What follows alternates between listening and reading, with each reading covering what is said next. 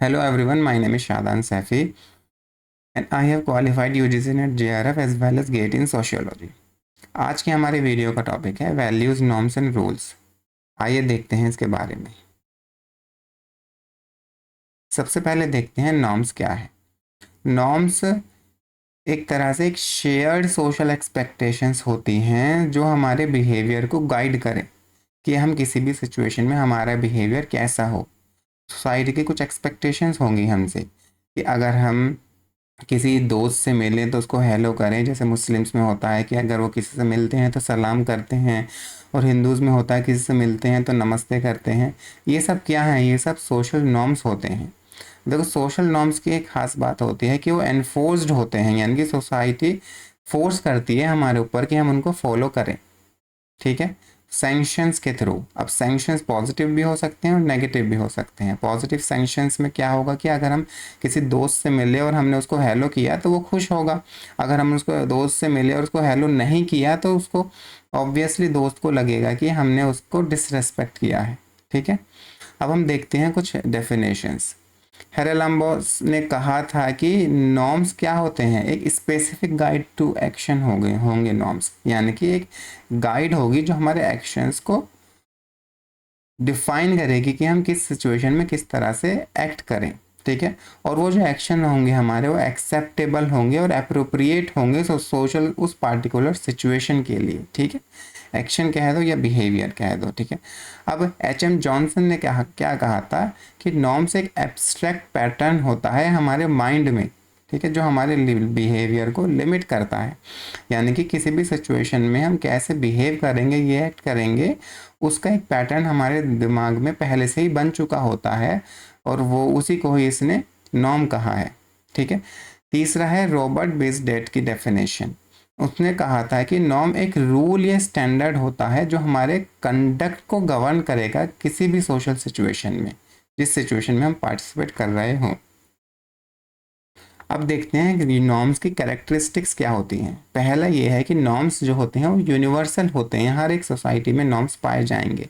ठीक है, value laden होते हैं कि नॉर्म्स हमें सही, नॉर्म्स जो हैं वो ऐसा नहीं होता कि कोई न्यूट्रल रहेंगे, ना सही है ना ही गलत।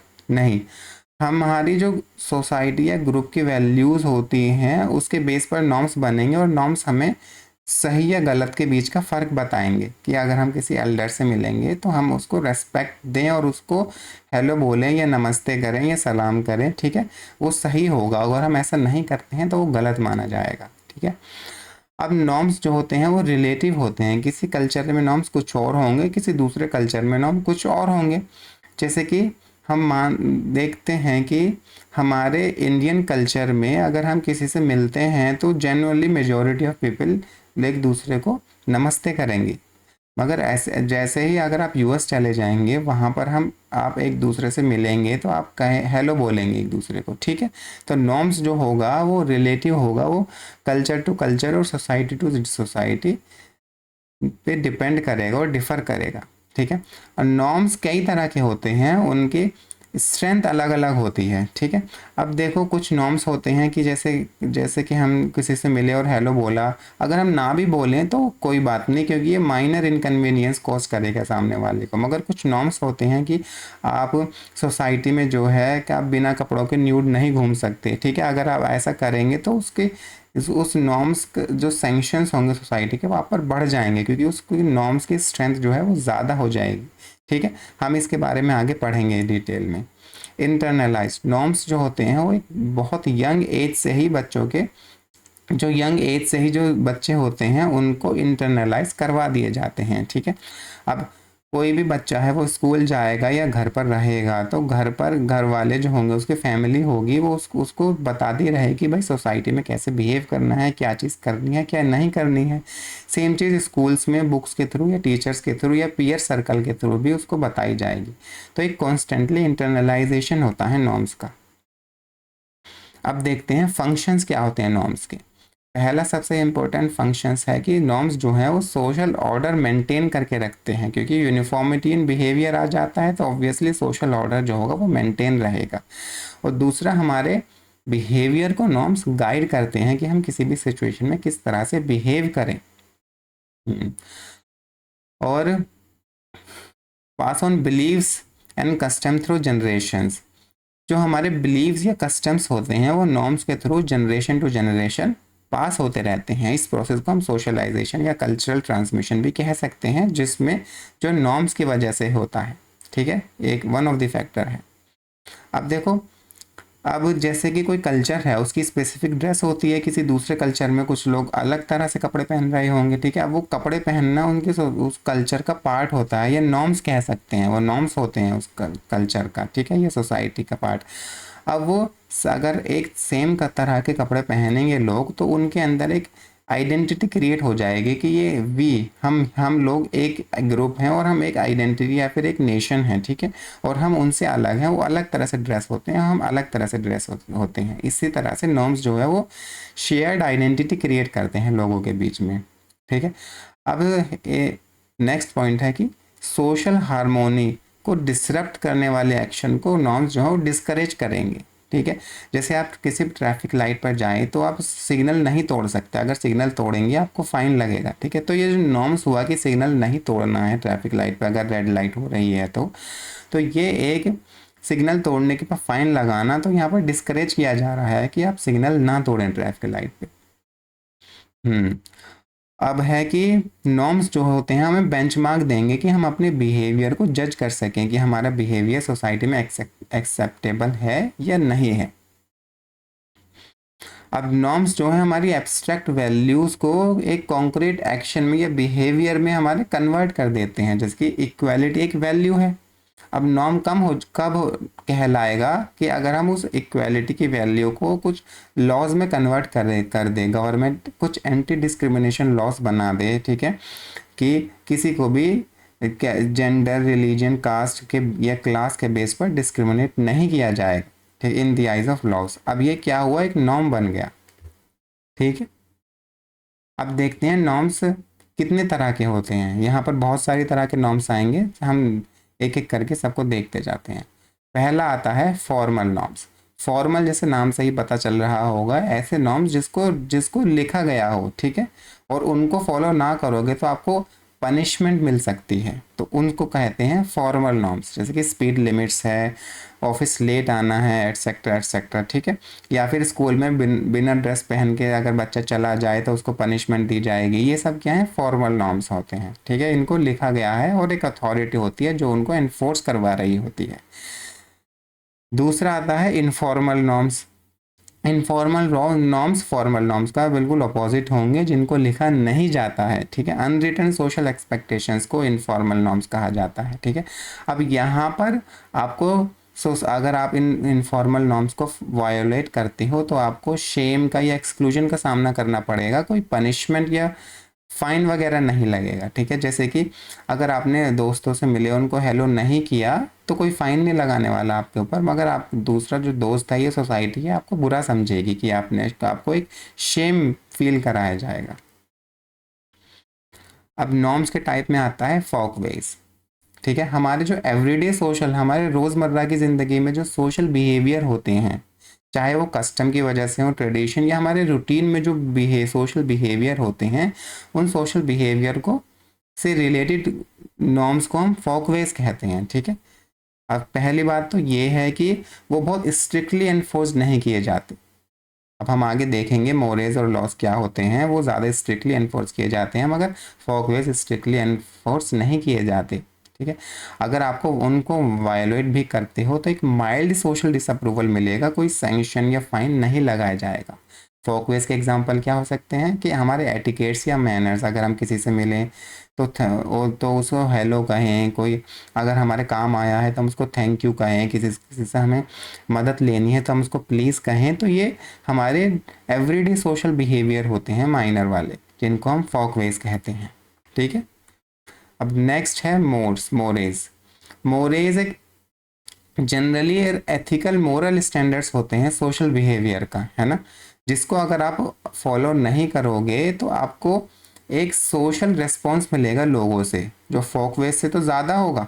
ठीक है, उससे एक स्टेप ज़्यादा स्ट्रॉन्ग सोशल अपोजिशन या फिर सोशल सैंक्शन आपको देखने को मिल सकता है। ठीक है, जो मोरेज होते हैं वो बहुत ज़रूरी माने जाते हैं किसी भी सोसाइटी के फंक्शन के लिए, ठीक है। अगर आप उन मोरल्स को फॉलो नहीं करोगे तो आपको सोशल डिसअप्रूवल का सामना या सोशल सैंक्शन का सामना करना पड़ सकता है। जैसे कि मोरल्स के एग्जांपल मान लेंगे हम, ऑनेस्ट इन रिलेशनशिप्स। अगर आप किसी भी रिलेशनशिप में ऑनेस्ट नहीं हैं तो ऑब्वियस सी बात है कि सामने वाला आपको छोड़कर चला जाएगा और आपकी रिलेशनशिप एंड हो जाएगी। तो आपको यहाँ पर एक तरह से सीरियस सोसाइटल डिसअप्रूवल देखने को मिला। अगर आप अपने घर में पेरेंट्स की इज्जत नहीं करते हैं तो आपको पेरेंट्स डांट भी सकते हैं, ठीक है। तो यहाँ पर एक सीरियस सोसाइटल डिसअप्रूवल आपको देखने को मिलेगा अगर आप मोरल्स को फॉलो नहीं करते हैं तो क्या है मोरल्स? एक एथिकल और मोरल स्टैंडर्ड्स होते हैं सोसाइटी में जिनको फॉलो अगर कोई इंडिविजुअल ना करे तो उसको स्ट्रॉन्ग डिसअप्रूवल का सामना करना पड़ेगा सोसाइटी के थ्रू। अब आते हैं टैबूज।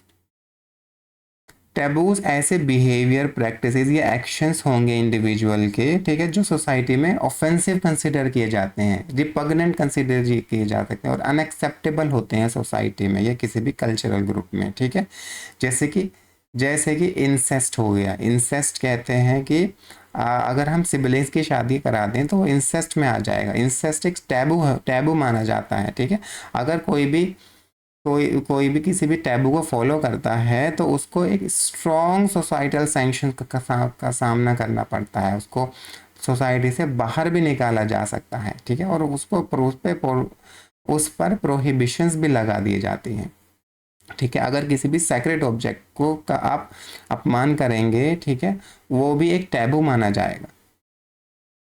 तो हमने यहाँ पर देखा कि सबसे पहले हमने देखा था फॉकवेज जिसमें बहुत माइल्ड डिसअप्रूवल होगा सोसाइटी की तरफ से। उसके बाद देखा था हमने मोरेज जिसमें एक स्ट्रॉन्ग डिसअप्रूवल होगा, और फिर हमने देखा टैबूज जिसमें स्ट्रॉन्गेस्ट सोशल डिसअप्रूवल होगा। आप टैबूज वाले नॉर्म्स को फॉलो नहीं करोगे या उनको तोड़ दोगे, ठीक है। अब आते हैं लॉज जिसको हम लीगल नॉर्म्स भी कहते हैं। अब लॉस क्या है? एक वेरी स्ट्रॉन्ग मॉरल नॉर्म है जो कि सोसाइटी में एग्जिस्ट करता है लोगों के बिहेवियर को कंट्रोल करने के लिए, ठीक है। अब ऐसा नहीं है कि आप किसी भी जाओगे किसी को भी थप्पड़ मार दोगे या उसको गाली दे दोगे, नहीं। कुछ लॉज बनाए जाते हैं गवर्नमेंट या अथॉरिटीज़ के थ्रू जिसको हमें फॉलो करना पड़ता है। अगर आपको उनको फॉलो नहीं करोगे तो आपको फाइन लगेगा या आपको जेल भी भेज दिया जा सकता है, ठीक है। लॉज जो होते हैं वो रिटन रूल्स होते हैं जो अथॉरिटीज़ एनफोर्स करवाएगी आपके ऊपर। अगर आप वायलेट करोगे तो आपको पनिशमेंट दी जाएगी, जैसे कि ट्रैफिक रूल्स हो गया या फिर एंटी थेफ्ट लॉस हो जाएंगे। अब यहाँ पर देखो, हम देख लेते हैं नॉर्मन स्टोरर्स ने नॉर्म्स को किस तरह से क्लासिफाई किया है। पहला आता है प्रेस्क्राइब्ड नॉर्म्स, ठीक है। प्रेस्क्राइब जैसे नाम से ही पता चल रहा है कि वो प्रेस्क्राइब्ड है सोसाइटी के थ्रू कि आपको ऐसा करना चाहिए, ठीक है। ये एक्सपेक्टेड बिहेवियर है, किसी भी इंडिविजुअल से एक्सपेक्ट किया जाएगा कि वो इनको फॉलो करे। जैसे कि आप किसी लाइन में लग रहे हैं तो अपने बारी का इंतज़ार करें, लाइन को बीच से ना काटें, ठीक है। प्रोस्क्राइब्ड नॉर्म क्या होते हैं? प्रोस्क्राइब्ड मतलब किसी चीज़ को प्रोहिबिट करना, फॉरबिडन करना, कि उस बिहेवियर या एक्शन को सोसाइटी में एक्सेप्ट नहीं किया जाएगा, ठीक है। जैसे कि चीटिंग है या फिर लिटरिंग है, आप चल रहे हैं सड़क पर, इधर उधर फेंक दें अपने खाने का सामान, तो वो लिटरिंग कहलाएगी। उसको सोसाइटी में एक्सेप्टेबल नहीं माना जाता, तो वो आ जाएगा प्रोस्क्राइब्ड नॉर्म की कैटेगरी में, ठीक है। प्रेफर्ड नॉर्म ऐसे नॉर्म होते हैं जो डिज़ायरेबल तो होते हैं मगर स्ट्रिक्टली रिक्वायर्ड नहीं होते हैं। जैसे कि अगर आप किसी भी इवेंट में जा रहे हैं तो आपको बहुत नीटली ड्रेस्ड होना है, ठीक है। मगर अगर आपने मैसी कपड़े पहन भी लिए तो कोई बात नहीं, कुछ ज़्यादा फर्क नहीं पड़ने वाला, ठीक है। कोई स्ट्रॉन्ग एनफोर्समेंट नहीं होगा प्रेफर्ड नॉर्म्स का। अब आते हैं परमिटेड नॉर्म्स। परमिटेड नॉर्म्स ऐसे बिहेवियर्स होते हैं जो टोलरेट किए जाते हैं सोसाइटी में, अलाउ किए जाते हैं, उनका कोई स्ट्रिक्ट रेगुलेशन नहीं है उनको। अगर आप उन परमिटेड नॉर्म्स को कर रहे हो तो आपके ऊपर कोई प्रोहिबिशन या सोशल सैंक्शन नहीं लगाया जाएगा। जैसे कि अगर आप दोस्तों से बात कर रहे हो तो ऑब्वियस सी बात है, अगर आप किसी से बात करेंगे तो आप एक तमीज़ के दायरे में रहकर बात करेंगे। मगर कभी कभी क्या होता है, हम क्लोज फ्रेंड से बात करते हैं तो कैजुअल लैंग्वेजेस में बात करते हैं, ठीक है। लोग कभी कभी दोस्तों में थोड़े से मजाक में आगे बढ़ जाते हैं या उनको कुछ अपशब्द भी कह देते हैं, मगर वो चल चल जाता है कुछ फ्रेंड्स के बीच में, तो वो कैजुअल लैंग्वेज में भी बात कर लेते हैं, तो परमिटेड नॉर्म्स की कैटेगरी में आ जाता है। अब इनको देख लेते हैं किंसले डेविस ने नॉर्म्स को किस तरह से डिवाइड किया था। पहला है फोकवेज, मोड्स, लॉज, ये हम पढ़ चुके हैं पहले ही, सिर्फ हम इनके नाम देख लेते हैं यहाँ पर। Institutions, custom, morality and religion, conventions and etiquettes, fashion and fad. ठीक है, अब आते हैं हम वैल्यूज। अब देखो, नॉर्म्स जो थे वो सोशल बिहेवियर था हमारा, वैल्यूज हमारे बिलीव हैं। ठीक है, डीपली हेल्ड बिलीव जो होंगे कि क्या चीज़ अच्छी है, क्या बुरी है, क्या डिज़ायरेबल है किसी भी सोसाइटी में, उनको वैल्यूज़ कहा जाएगा। आपकी बिलीफ को वैल्यूज़ कहेंगे, जैसे कि ऑनेस्टी, फ्रीडम या रेस्पेक्ट, ये सब क्या है, वैल्यूज़। यहाँ पर कोई बिहेवियर या एक्शन की बात नहीं हो रही है, यहाँ पर बिलीफ की बात हो रही है। दूसरी बात यह है कि वैल्यूज़ जो होती हैं कोई स्पेसिफिक बिलीफ नहीं होती, बहुत जनरल बिलीफ होती हैं जो इंडिविजुअल्स को बताती हैं क्या सही है और क्या गलत है। ठीक है, अब देखते हैं कि वैल्यूज़ की कैरेक्टरिस्टिक्स क्या होती हैं। पहला ये कि वैल्यूज़ बहुत ज़्यादा एब्स्ट्रैक्ट और जनरल होंगी। ठीक है, जैसे कि इक्वालिटी है, इक्वालिटी एक वैल्यू है, उसका मतलब ये नहीं है कि आपको एग्जैक्ट बिहेवियर बताए कि आपको इक्वालिटी, आप किस बिहेवियर को करोगे तो इक्वालिटी की कैटेगरी में लाई करेगा, या कि क्या एक्शन इक्वालिटी की कैटेगरी में लाई नहीं करेगा। ठीक है,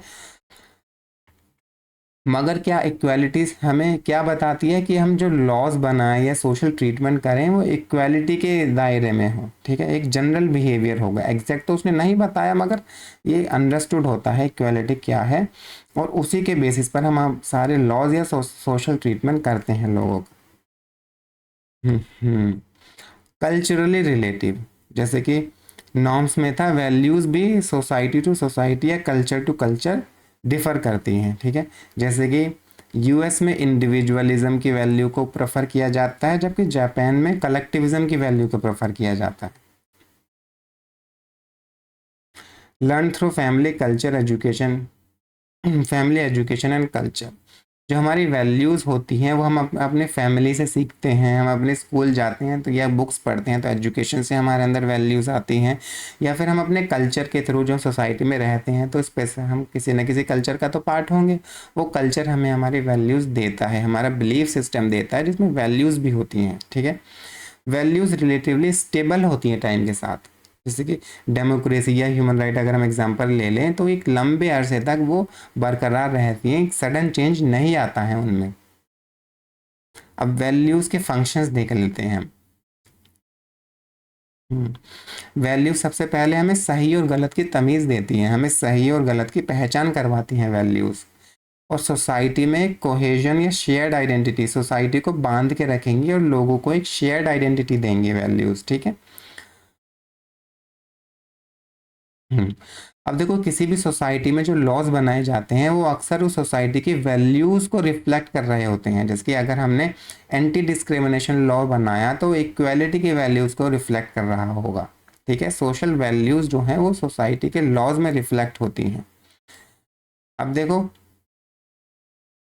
अब कभी कभी क्या होता है, किसी एक ग्रुप है उसके उस जो ओल्डर जनरेशन है उनकी वैल्यूज़ अलग होंगी। ठीक है, जो न्यूअर जनरेशन जेंजी हैं उनकी वैल्यूज़ को कभी कभी अलग हो जाती हैं, सारी वैल्यूज़ तो नहीं, कुछ वैल्यूज़ और अलग होती हैं, तो वहाँ पर एक एक कॉन्फ्लिक्ट पैदा हो जाता है। अब उन कॉन्फ्लिक्ट ओवर वैल्यूज़ की वजह से ही सोशल चेंज सोसाइटी में आ सकता है और आता भी है। अब देखो, हम यहाँ पर देख लेते हैं टाइप्स ऑफ वैल्यूज़, जल्दी से देख लेते हैं, हम ज़्यादा इनके बारे में डिटेल्स में नहीं पढ़ेंगे। पहला है इंस्ट्रूमेंटल वैल्यू। इंस्ट्रूमेंटल का मतलब होता है बहुत ज़रूरी वैल्यूज़ जो होती हैं, जैसे कि ऑनेस्टी और रिस्पॉन्सिबिलिटी, बहुत ज़रूरी वैल्यूज़ हैं, इनके बिना सोसाइटी सर्वाइव नहीं कर पाएगी बेहतर तरीके से। ठीक है, टर्मिनल वैल्यूज़, जो हमारे अल्टीमेट गोल होगा वो टर्मिनल वैल्यूज़ में आ जाएगा, जैसे कि हैप्पीनेस या फ्रीडम। हम कोई भी काम कर रहे हैं तो उसका मकसद क्या है, हैप्पीनेस या फ्रीडम उसका मकसद है। ठीक है, तीसरा है मोरल वैल्यूज़।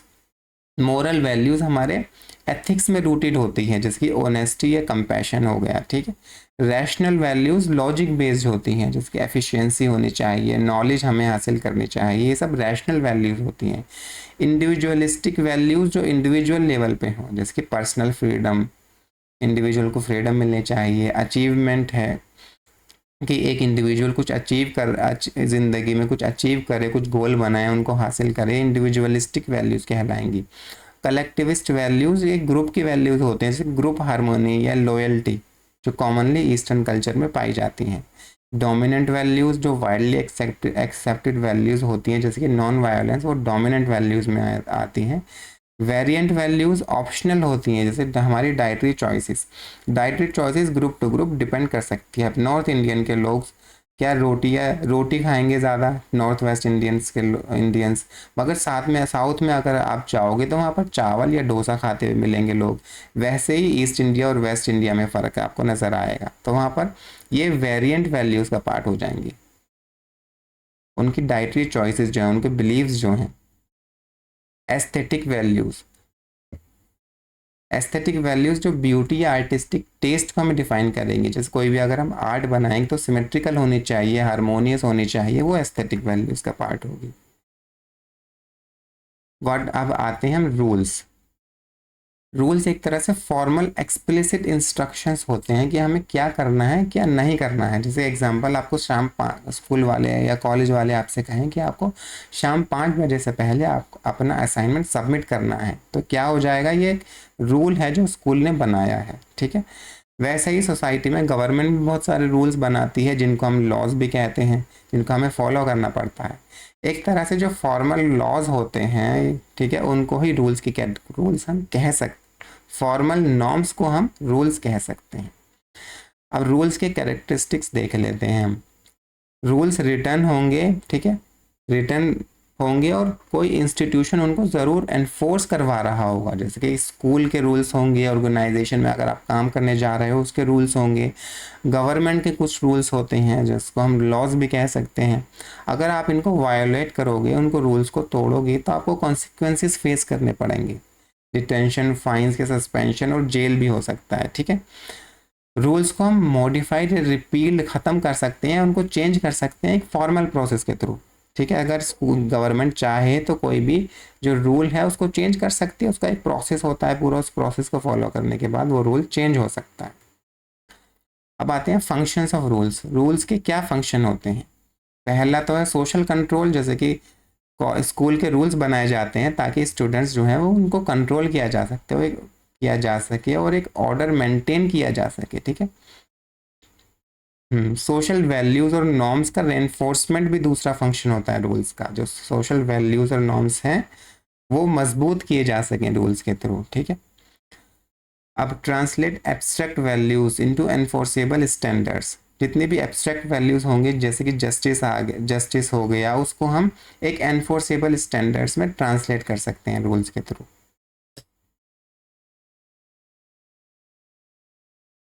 अब आज देखते हैं फोर्थ पॉइंट। हमारा जो कलेक्टिव एक्शन होगा किसी भी ग्रुप का, कलेक्टिव एक्शन को इनेबल करवाते हैं रूल्स बाय कोऑर्डिनेटिंग बिहेवियर। अगर हमें रूल्स पता है कि सारी सोसाइटी में सारे लोग मिलकर ये स्पेसिफिक रूल्स फॉलो करेंगे, तो बहुत आसान हो जाता है कलेक्टिव एक्शन करना लोगों का, ठीक है। अब अब रूल्स जो होते हैं वो इंस्टीट्यूशंस जो होते हैं, जैसे गवर्नमेंट या कॉरपोरेशंस होते हैं, उनको उनकी पावर्स को जस्टिफाई करने का भी काम करते हैं, ठीक है। इसलिए उनको as a instrument of power use किया जा सकता है। ये हम एक टेबल देखते हैं, वैल्यूज नॉर्म्स और रूल्स में डिफरेंस बताएगा। डेफिनेशन, डीप और ब्रॉड बिलीफ्स को वैल्यूज कहा जाता है, ठीक है। और नॉर्म्स किसको कहते हैं, सोसाइटल एक्सपेक्टेशंस, जिसके बेस पर हम अपना बिहेवियर अलाइन करते हैं, ठीक है, उसको नॉर्म्स कहा जाता है। रूल्स क्या होता है, फॉर्मल और रिटन डायरेक्टिव्स को रूल्स कहते हैं, ठीक है। वैल्यूज़ जो हैं वो उनको कोई एनफोर्स करने के लिए बाहर की एजेंसी नहीं आ रही होती है, हमारे वैल्यूज़ हमें इंटरनलाइज हो जाती है हमारे कॉन्साइंस में, और हमारे कॉन्साइंस या हमारी जो मोरालिटी होती है वही उनको एनफोर्स करवा रही होती है, ठीक है। अब आते हैं नॉर्म्स को एनफोर्स करवाने कैसे होते हैं, सोशल डिसअप्रूवल या अप्रूवल के थ्रू नॉर्म्स एनफोर्स किए जाते हैं, मगर रूल्स को एनफोर्स करने के लिए ए फॉर्मल इंस्टीट्यूशंस होते हैं, जैसे कि पुलिस हो गया या कोर्ट या एम्प्लॉयर्स, ठीक है, स्कूल्स वगैरह भी कह सकते हैं। फ्लेक्सिबिलिटी, वैल्यूज़ जो होती हैं वो रेजिस्टेंस टू चेंज होती हैं, जनरेशन टू जनरेशन वो सिमिलर रहती हैं, कई जनरेशन के बाद जाकर वैल्यूज़ चेंज होंगी, ठीक है। नॉर्म्स भी ग्रेजुअली इवॉल्व करते हैं, ठीक है, मगर जो रूल्स होते हैं वो फॉर्मल प्रोसेस होता है, उनको हम फौरी तौर पर भी चेंज कर सकते हैं।